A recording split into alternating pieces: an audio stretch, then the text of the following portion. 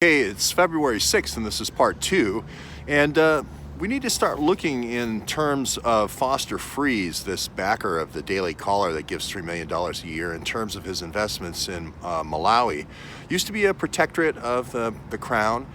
It seems like it's just kind of a base of operations, if you will, for pay-to-play. Not only for weapons, but also for uranium. It's one of, for the as small of a country as it is, it's one of the big exporters of uranium, and it's also very strategic in terms of being able to put insurgents into places like Zambia.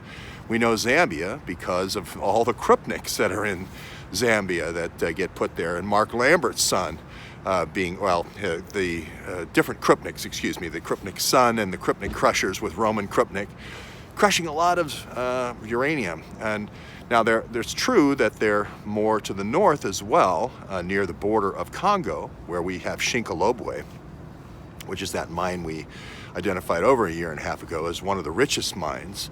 Again, this uranium-1 seems to be around Shinkolobwe, so we don't know if these insurgents are coming from Malawi, are backed by Foster Friess or not, but we do have Foster Friess involved in this Brandywine investments. This Brandywine investments, Joseph Schmitz again. Joseph Schmitz going back, pay-to-play on the Brandywine all the way back to the DuPonts in the 1800s.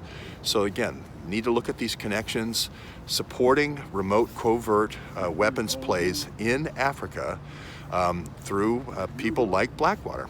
So again, Brandywine investments, are those pay-to-play? Are those insurgents from Malawi going into Tanzania to the north for uranium?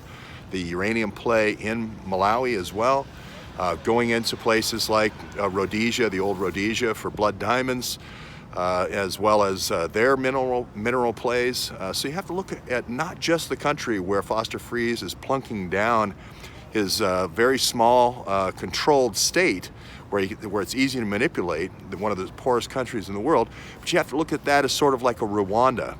Same idea of the Rwanda and Kagame, which is control a very small state, train and develop your CIA-backed forces there, and then you can go insurgencies all around there for pays to play. Again, it's looking like this House Committee Administration server is really where the pay-to-play is happening.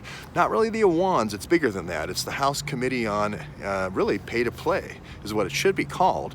And it seems to be the only thing in Washington that can be done bipartisan, is when we have very right-wing Republicans like Joe Schmitz, very religious zealots swinging the sword of Malta, you know, righteously in these crusades to murder righteously. And we've got Paul Whelan swinging that same Knight of Malta sword righteously. And of course, we've got Eric Prince mouthing that same rhetoric, and the same kind of rhetoric on the left with this sort of subtle, support of the communist governments. And they seem to basically, one hand washes the other in this, where the more weapons that go in on both sides, the more ammunition that you need to order from Pakistani ordnance factory, and the more Kalashnikov orders you need to make with Butina for the AK-47s.